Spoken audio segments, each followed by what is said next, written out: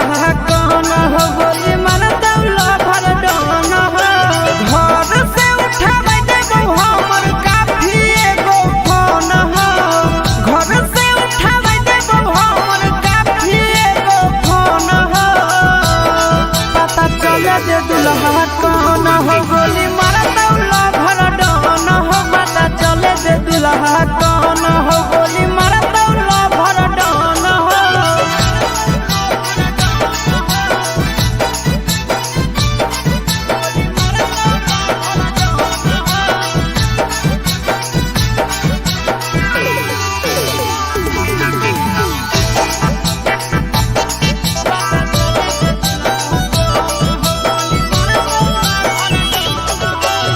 तो दुल्हा जे मौरी बहिन के मार देबो सिक्सर के छगोली गिन के।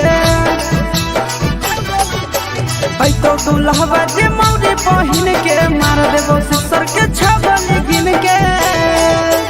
डर नहीं हो सीधा बदमाश चाहे जान हो। डर नहीं हो सीधा बदमाश चाहे जान हो।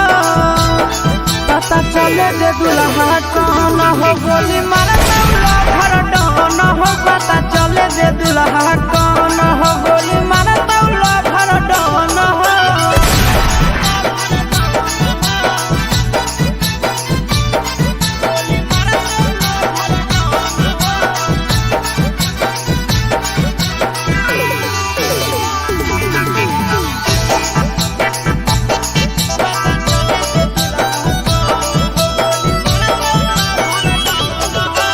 दिहल दहेजवा हो तो बराबाद गे। मरवा पे शादी नहीं हो तो सराद गे।